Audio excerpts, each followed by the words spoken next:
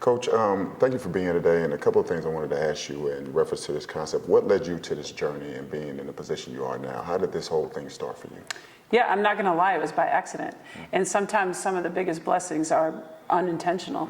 I am a biologist by trade. I'm a wildlife biologist. I worked on salmon rehab in streams. I know this is really crazy. You're not going to find another college basketball coach that has the life experience that I have.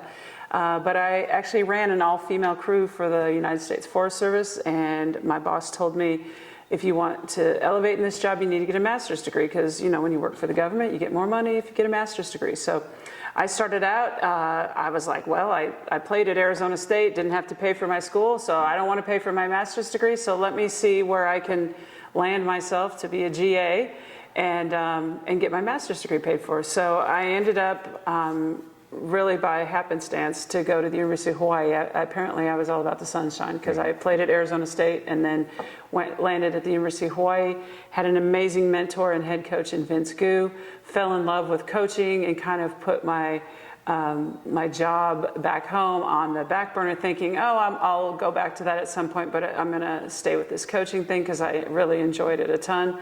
So after that, I'm from the state of Oregon. I finished my master's degree at Hawaii, and luckily the job at Oregon was open, and they had recruited me out of high school.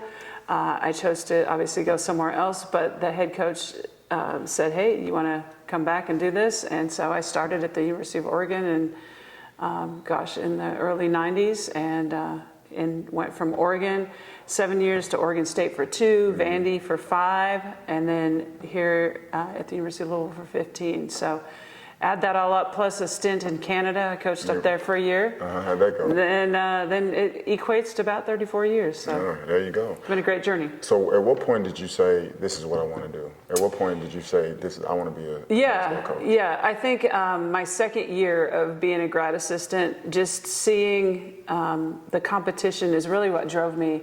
I am a competitor at heart, whether we're playing a card game or we're out shooting horse. I want to win. And my other job, although it's very fulfilling because you're doing a great service of environmental things that I was doing, the competition thread wasn't there. And so I truly missed that aspect. And so when I did the grad assistant job, and my second year, I was kind of going, wow, I don't know if I want to do this other thing so much, as I love the relationships with our players and the interactions, and then the game within the game, the competition aspect. And then once I left Hawaii and got my first real coaching job, there's different niches in our profession. So you have to sort of all encompass everything. You have to be a recruiter, a relationship person, a person that puts out fires, a forward thinker, and then you have to be an X and O's person. So the game itself is so much more than just coaching those little objects on the floor. I think a lot of times individuals that want to get in this profession just think it's the X and O part, and I'm a really good magician, I can draw up some good plays. I would say that's probably about 25% of what we do.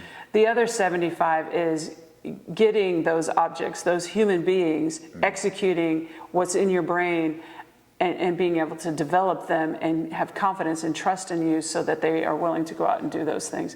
So to me now, if I look back in retrospect, the funnest part of the game for me is recruiting. Like, I absolutely love recruiting because it's a game within the game, and it's something that I can have an immediate impact, or I can see the results of something. But when you do recruiting, you have to understand you're going to lose more than you win. And if you don't have thick skin and aren't confident in yourself and are on point with your brand and your messaging, you can get really swallowed up by this job. But to me, that's where I find my most joy.